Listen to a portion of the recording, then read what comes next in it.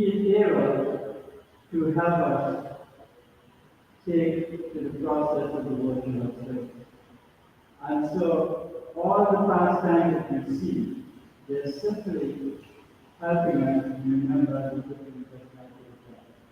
We try to remember Him in every way, so we worship down there, and the down there, offering the lamp. And we worship that day, so we worship the Lord on Sunday. And today we are worshiping Govardhana, in Govardhana. So we want to engage ourselves in this process. The Krishna is making it easy for us. He is giving us the opportunity at all times to engage in loving service. So we want to take advantage of that in all circumstances. What I want to do tonight, I just want to read a little bit about Govardhana-puja. So I want to see that everyone can give a little insight into the activity of Krishna in this world as we go along. So first of all, Krishna saw the men of Vrindavan. They're busy getting some festival together. Now he is the Supreme Personality of Godhead. He knows what the festival is, but he inquired from his father, and he asked him, what is the purpose of this sacrifice? What's happening here? You know, why are we doing this sacrifice? So his father said, it's a difficult thing. It's a kind of thing we do, and I don't think it's, anything of importance to understand. But Krishna didn't go for that. He wanted to make sure that he had this opportunity to take care of the situation. So basically, he's looking at it and he's seeing the Indra was getting this sacrifice at this time.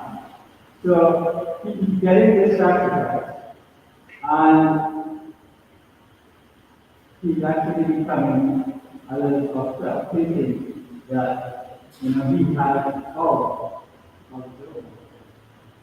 Everything that becomes, everything that we have, comes from the Supreme Personality of God. There is nothing that is separated from Him. So, even though you might think, okay, we are successful in this issue, we are successful with this, we are doing very good at a certain point in time, everything can change quickly. So,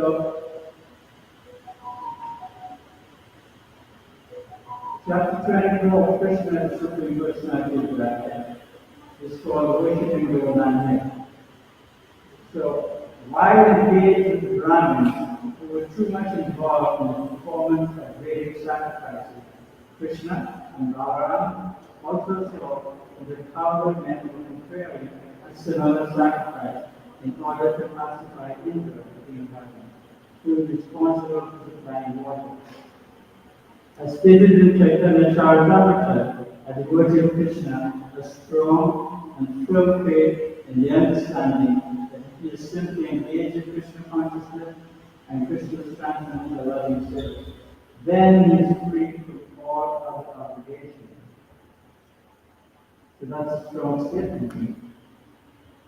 If he has firm faith in the understanding that he is simply engaged in Krishna consciousness and Krishna strengthens the loving service, he's free from all other obligations. What are the other obligations? Well, we all know that the other obligations are. So pure devotee Lord Krishna doesn't have to perform any of the ritualistic functions in enjoyment here. And this is where he's pointing at what we're doing in the practice. Now he's doing this also so that the Brahmins who are too much involved in the practice of performing the daily sacrifices will become enriched by this activity and worship the Supreme Personality of Godhead. Because it is said that Yatharthara Vimalisechaya, Vidyante Tatmanam Skanda Vivajara, Prano Maharajaya Yudhindhyam, Saiva Sabhara. So, by watering the root of the tree, all the twigs, the branches, the leaves are supplied with that water. By supplying food to the stomach, all the limbs of the body become united. And by worshiping the Supreme Personality of God, all the demigods are at once satisfied. So there is no reason to worship the demigods as separate. In fact, it is said the second offense for chanting the holy name is to consider the names of Lord Brahma and Lord Shiva to be equal or independent of the Supreme Personality of God. Now, for those people who care for Hindus and who know the practice, they will know that when they do a puja to a particular demigod, there is a little mercy of Krishna in the center. Because they're getting their energy, they're getting their benediction from Krishna. So Krishna is glorified there. So why not glorify him directly? So, being a devotee of Krishna, one understood to perform all kinds of great rituals, all kinds of wishes to the demigods. One does not develop devotional service for Krishna by performing Vedic rituals, ceremonies, or worshipping the demigods. But it should be understood that the one who is engaged fully in the service of the Lord, I will make it fulfill all the conventions. So what the inhabitants were trying to do by satisfying Indra, here it is said that you don't have to do that. You simply have to engage in service to the Supreme Personality of God. So one who doesn't develop service of Krishna by performing one does not develop devotional service of Krishna by performing the way of the So in order to stop all such activities by the devotee, Krishna wants to firmly establish exclusive devotional service during his presence in Vrindavan. And because he is the only student personality of Godhead, Krishna knew that the Kaurav men were preparing for the Indra sacrifice. But as a matter of etiquette, he began to inquire with great honor and submission from other personalities like Maharaj and And this is reported. Krishna is setting the perfect example. Because all the reasons to be personality and he knows out everything that's happening.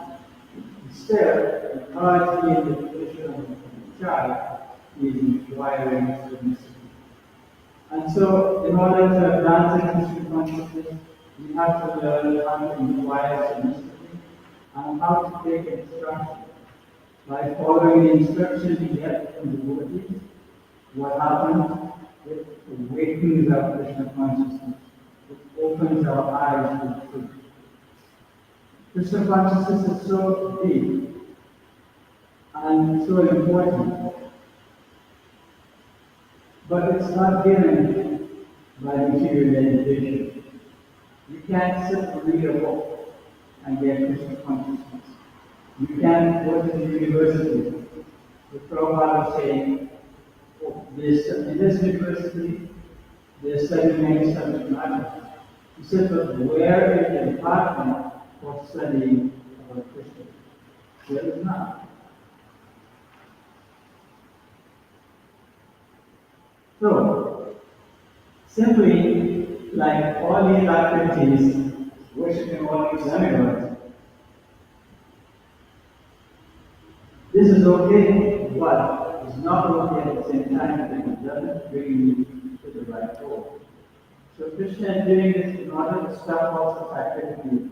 He wanted to firmly establish exclusive devotional service during his presence in Vrindavan. So he knew that there was going to be this still asked his father, "My dear father, is this arrangement only one for a great sacrifice? What is the result of such a sacrifice, and for whom is it meant? How is it performed? Will you kindly let me know? I'm very eager to know this procedure, so please explain to me the purpose of this sacrifice." So upon this inquiry, his father Nanda Maharaj remained silent, thinking that his young boy would not be able to understand the intricacy of performing the journey. But Krishna persisted. "My dear father, for both the laborer and safety, there is no secret. They do not think anyone to be a friend, an enemy, or a neutral party, because they are already open to everyone, and even those who are not so liberal, nothing should be kept secret from the family members and friends, although secrecy may be maintained for persons who are innocent." So he's putting forward the argument that he can get this knowledge from his heart. He's not an enemy, right? So if you don't, he's not innocent, he's not going to utilize it to sabotage everything. Of course, this is what he's going to do. So therefore, you can't keep anything to me. And then he says, all sources engage in physical activities. Some know what these activities are, and they know the result. And some execute activities without knowing the purpose of the result. So some people know when they do certain things for the result, and other people they just go ahead and live their life. So then he's asking again the purpose of the sacrifice. So Nanda Maharaj is saying, "My dear boy, this ceremonial performance is more or less traditional." He said, "Because rainfall is due to the mercy and the clouds are his representatives, and because the water is so important for our living, we can show gratitude to the controller of this rainfall, Maharaj Indra. So we are arranging therefore to pacify Indra, because he is very kindly sent us clouds for the sufficient quantity of rain for successful agricultural activity." And he goes on to explain that water is very important, and without rainfall we cannot farm or produce grain, and without rain we cannot live. Therefore, rain is necessary for successful religious ceremony, economic development, and ultimately liberation. This is a very important point here. Without rainfall, we cannot farm or produce grain. So some people think that there are other ways which you can become successful and become happy and become proficient in any kind of thing. So Prabhupada calls that the nuts and bolts mentality, where they create all these factories and make all these big machines and all these things. And what's the purpose of it? The purpose is that one gets more involved in these activities. So the more one gets involved in it, the worse it doesn't become Govardhana. So it said that a person who gets a bachelor's degree and a master's, then PhD, right? He specializes in a certain field. And what it is, he's learning more and more or less and less. So we want to learn about the more. We don't want to learn about the less and less. Because then we specialize. Like you go to the doctor, you specialize in certain things. And you say, well, I have this kind of illness. We don't need that. We have to put another focus. Right? So this is what specializing in. But here, if you that a Supreme Personality of Godhead, what happens? Is that we become proficient in everything. We are not missing out on any other kind of activity. So then he explained that we shouldn't give up this traditional function. So after hearing the Krishna's Supreme Personality of Godhead, in the presence of his father and all the other Bhagavad mentioned that, spoke in such a way as to make the heavenly meeting very kind. He suggested and they forbore the sacrifice. His reasons for discouraging the sacrifice upon faith in the First, as stated in Govardhana, there is no need to worship the demigod for any material advancement. All results derived from worshiping the demigod is simply temporary, and only those who are less intelligent are interested in temporary results. Second, whatever temporary result one derives from worshiping the demigod is actually granted by the permission of the Supreme Personality of Godhead. It is clearly stated in Govardhana, Mayaiva Viditan, whatever benefit is supposed to be derived from the demigod is actually bestowed by the Supreme Personality of God. So without the permission of the Supreme Personality of God, one cannot bestow any benefit upon others. But sometimes the demigods, they have a tendency to become puffed up because of their nice position. So, because of that, Krishna decided to alleviate that situation. So, here in Srimad Bhagavatam is clearly stated that in this instance, Krishna wants to be thinking the animal. And Krishna's affairs is especially meant for the annihilation of demons and the protection of the devotee. The angel was certainly a devotee, not a demon. But because he was popular, Krishna wanted to teach him a lesson. He first made Krishna angel angry by stopping him in the puja which had been doing by the Goavardhana. So with this purpose in mind, Krishna began to go as if he were deities. He didn't really use the language even personality. He said, he's talking about the philosophy of karma and dharma. The advocates of this philosophy do not accept the system of culture and personality. They put forward the argument that if anyone looks nicely, to exert it should karma. But we know that doesn't work. Because so many people go to the same school, go to the same university, work in the same company. One is successful and the other is not. They have the same opportunity to get that. But it is not by the amount of work that you put in material situation. It's actually by a karma. So he's saying that every being is born according to his past karma and lives his life simply taking the result of the present karma. Everyone is born to different type of species of life according to his past activities, and he gets connected with according to the activities of his life. So different ways of material happiness and distress, comforts and discomforts of life are different results from the different kinds of activities from either the past or the present life. So Maharaj had all the other members arguing without satisfying the economic and deity God. That's it. One cannot derive any good result simply by doing activities. This is actually the fact. For example, it is sometimes found that in spite of first-class medical treatment, acute man by first-class physician, a disease quickly done.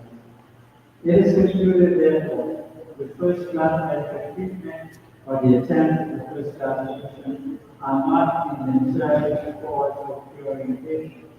There must be the hand of the Supreme Personality of God. Similarly, a father and mother taking care of their children is not a cause of the student's counsel. Sometimes it is found that in spite of all care by parents, the children go by or succumb to death. Therefore, material causes are not sufficient for the result. So, this is the opposite of what Krishna is saying. Krishna is saying that when you perform a certain kind of activity, you guys are kind of. But here it's mentioned that it's not true. So Nanda Maharaj therefore advocates that in order to get good results from agricultural activities, they must satisfy interest, which is to pretend the deity of the ways of life. And Lord Krishna nullified the argument by saying that the demigods give results only to persons who have executed their prescribed duty. The demigods cannot give any good results to a person who has not executed the prescribed duty. Therefore, demigods are dependent on the execution of duty and are not the absolute in awarding good results to anyone. So then he goes to say, so why should anyone fear? So he's saying that they don't give, they get medical drug in form, and then they supply. He also says, my dear father, there is no need to worship with any or everyone has to achieve the result of their own work. We can actually see that one becomes busy according to the natural tendency of the book, and according to that natural tendency, all living entities, whether human beings or demigods, achieve their respective results. All living entities achieve higher or lower body and create enemies, friends, or means of party, only because of their different kinds of food. So, here he's explaining it, but he's leaving out personality for everything else.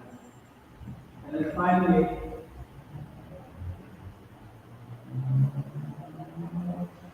so after hearing this statement by Krishna, Nandamara replied, my dear boy, since you are asking, I shall proclaim the separate sacrifice of the local Brahmin and Govardhana. Because here you say, our specific relationship is with Govardhana and the Dharma of the. So because in that hill is what produces all the vegetation that produces the food for the cows and maintain the environment so they can get milk and into ghee and butter and all these things. And this is the source of their economy. So he's saying that it comes from Govardhana here. But basically, it's not really true. Krishna is utilizing this to get into the country. So then he said, so then Krishna said, my dear father, don't delay. The sacrifice is supposed to hold on and the local Brahmins will take much time. So he said, better take the arrangement the prophet is already had. Interject and immediately engage with the satisfied Brahmins. So Maharaj at that time began, and he said, okay, you go and do this. So then he told him what to do. He said, prepare very nice food of all descriptions from the grain and meat directly from the desert. Prepare rice, dal, then halwa, pork, food, and all kinds of mixed operations such as sweet rice, rubbery, sweet corn, sandwich, food, and lemon. And invite the little Brahmins to chant the Vedic and of obligations to God. The Brahmins should be given all kinds of grain and charity, then decorate all the cows and feed them well. If you save the cows, also the source of the economy. So, if you wish to be the Brahmins, to do the Jagya, and if you wish to be the cows. And then after performing it, give money in charity. Now start the learning of the concepts of the job, and the lower grade people such as the Chandala or the fifth class of men who are considered untouchable, they may also be given some tips for child. So, give nice grasses to the cows and sacrifice them to go and leave them, and then immediately do. And then you go on to say, sacrifice will satisfy me. So, we want to satisfy the certain functionality. We don't want to satisfy the beggar, even if Krishna is using some improper arrangement, some sort of argument to do this. Still, we follow Krishna. We don't follow anybody else. So, here is that this statement we also learn that cats and dogs will not become so important are not to be neglected.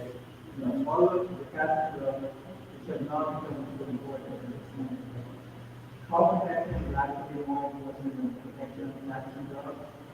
Another thing to get from this is statement that Chandala or ancestors are also not to be neglected by the high class and to be given most of.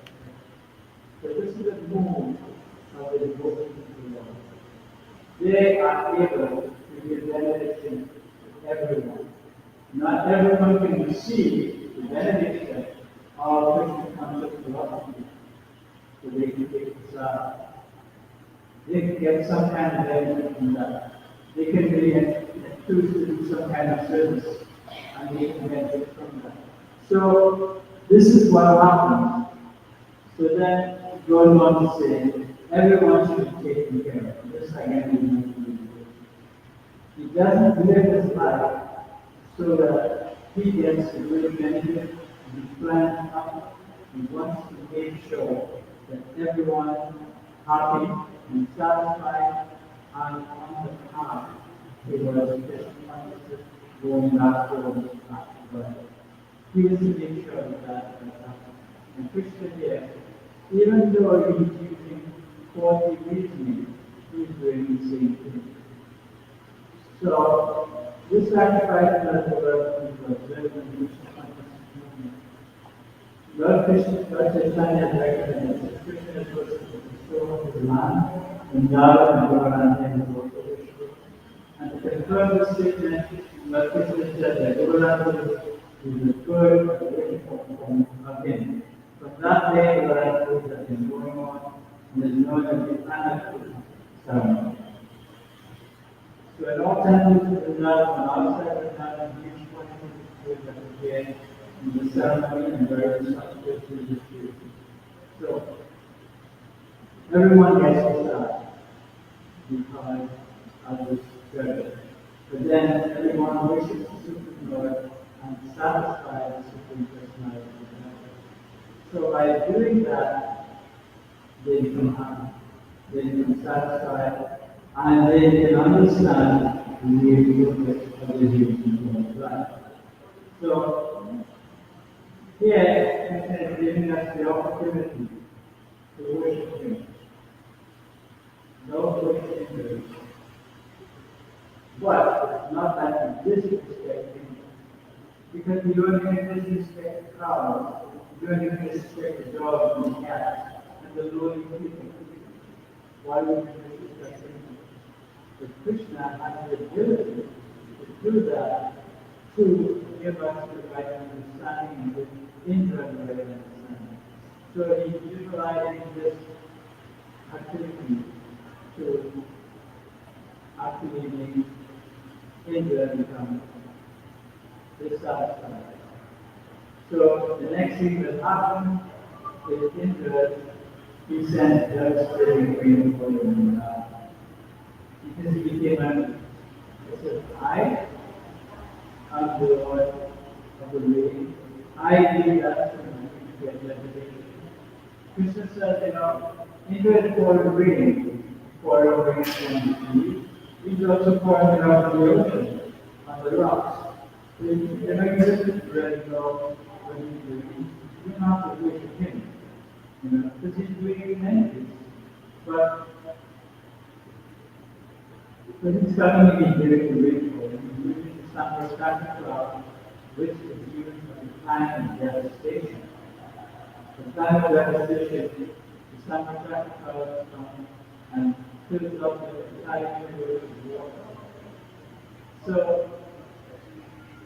he's giving this cloud. Now, when the place became so flooded that you couldn't see high land from low land, you couldn't tell that everywhere there was water.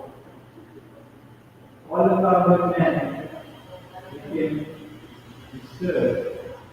And now the cows, they are also being disturbed. So they're saying by defying the authority of the demigod, the inhabitants of the Java are suffering injury, having neglected the sacrifice of the demigod, they cannot cross over the impediments of the ocean of material existence. And suggesting these coward men that have neglected my authority under the advice of this talkative boy who is known as Krishna. He's nothing but a child. And by believing this child, they can break him. So you understand how that is going to go to cross the right of that. So it is here indicated that the villages outside the town, the inhabitants must depend on the power of the prosperity and the power to destroy the people are deficit of all kinds of problems. When Kenya under the sun of Taka and companion covered with the down, the cloud was afraid of doing this mission. The king assured him, "Go ahead, I will also go, riding on my elephant, accompanied by a great storm.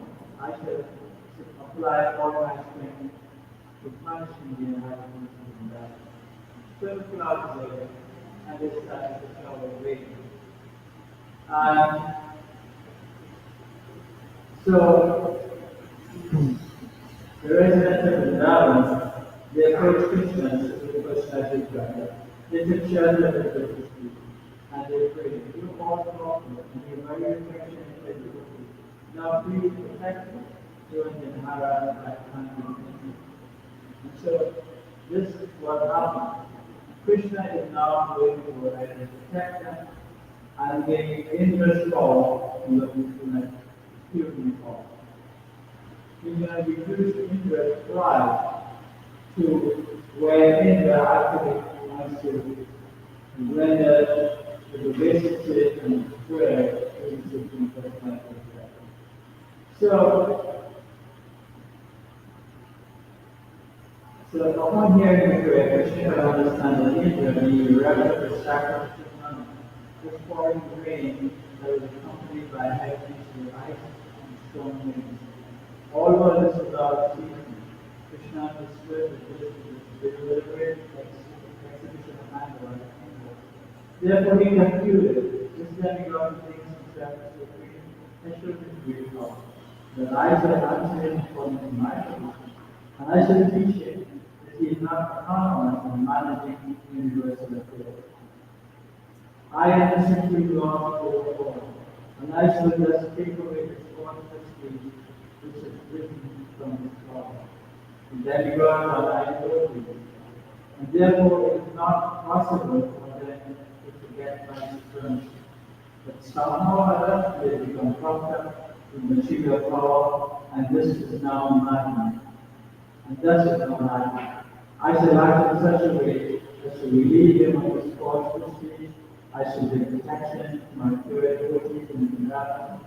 For the present, I completely depend on my mercy, and the truth I have taken completely on myself. So I must save them by my mercy. So, thinking in this way, Lord Krishna immediately picked up Govardhana with one hand, exactly as a child picks up a mushroom from the ground. And thus he executed this transcendental pastime of lifting Govardhana. Lord Krishna addressed the devotees, my dear brother, my father, and my dear inhabitants of the heaven, you can now safely enter under the umbrella of Govardhana, which I have just lifted.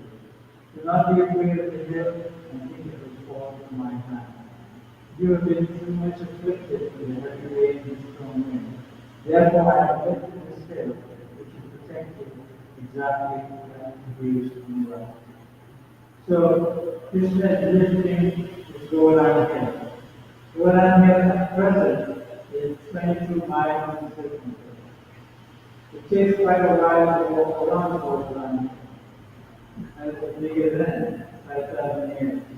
It has been being reduced all the time. Krishna picked it up and carried it over the little finger of the left hand. We all know how strong the little finger of the left hand is. So he did it effortlessly. There was no great difficulty in lifting Govardhana. He showed that he could do this. And the inhabitants of the valley and the animals they remained there for 1 week and without being disturbed by hunger, thirst, or any other disturbance. They were simply astonished to see how Krishna was holding on the mountain with the little finger of his left hand, seeing the extraordinary mystic power in a Krishna, Indra, the king of heaven, was thunderstruck and baffled in his indignation. He immediately called all the world and asked them to desist. when the sky gets clear, it will cloud, when the sunrise again, and it's strong in itself. At that time, Krishna is looking for slightly brother. You know now the lift of Govardhana said, my dear Prabhupada, now you can see, you take a wild check of cows and barley, because I can invent it. The enemy has gone down, along with the swelling of certain water. So all the men who were the values of cats and slowly and the cows and the cows. So, they had everything under the government. They took everything and they simply depended upon the grace of Krishna. This is the life. In the world, we talk about it, but it must not be bewildered by the fact that the story of the Lord is the supreme personality of God. Now, he's doing this, the gopi being naturally affectionate, Krishna can't walk in the river, he share, and they thought it was such a blessing on him. But they showed her on the meeting and which is strong for the strong. And we're Krishna. So the next chapter after is one of Krishna. And this is the Krishna exhibited the potency as Govardhana. He assumed the form of Govardhana. And all of the cells of what is equally present. So the last one that everything is he is everything. And so Krishna can take all of our bodies. He can take them all. Whether it's small or large, he can take them all. And by him taking the doctrine and by him being free, we become satisfied. So, just like Krishna was saying, that it's not the amount of work that we put in, it's by a charm, right? It's not the amount of activity we put in the devotion and service, but it's by the mercy of Krishna. Consider knowledge shows that you have to bind him to yourself with this knowledge. Try to bind him to a knowledge. And Rome is sleeping his picture. And she gathers more wood. And the Rome is still sleeping his picture. She gathers all the wood in the house. And the Rome is still sleeping his picture. But when he conceives the endeavor of his mother, the children, the Lord is sufficient. That's the mercy of Krishna. So, it's not because we have enough work in Krishna. It's if we have enough love. Then, so it's said in Zara that you don't, not with work, but with mother's love. So, this is the whole thing about Krishna is the Krishna. All of the activities are meant to give us that understanding whereby we can actually become happy, satisfied, and we can, at the end of our lives, we can go back to God. So He gives us a benediction. He gives us all a benediction. All we have to do is to be willing to take that benediction, by following the rules and regulations, by chanting the holy name, by associating with devotees, by hearing the scriptures. These things are there, and we can hear and understand all these things, and do all these things, and we can become happy. So why would we not want to do it? Why? The only reason we would not want to do it is because we become entrapped in our materialistic life, and we think that this is what it is. Krishna is here to give us that understanding that He is the supreme. He is the personality of God. Everything comes from Him. It is said that do not take vain grasp move without excitement. We hear to your word, and we suffering to forget your name. Like that happened. It's punishing us, Govardhana. It's not as if he's punishing us, but because we decide to take shelter of mind, he is giving us the opportunity to take shelter of mind. But we're getting the result of action and reaction in taking shelter of mind. So by engaging in materialistic activity, we become unhappy, dissatisfied, and we lose the vision of the Supreme Personality of God. That vision in our life is what's important. We need to cultivate that vision of the Supreme Personality of God. And the way to do it is that we're doing this right. Strengthening our Krishna, engaging in Krishna, and giving our attention and activity to Krishna. And it's not a purpose activity. It gives us immediate satisfaction. So we can feel that satisfaction. So I think that we should stop this. Okay. We're going to have the next practice for 8:15 and 55 minutes. And then we're going to sit around the after that, we will get the opportunity to take the wonderful exercise that is blessed by Krishna. Happy with this.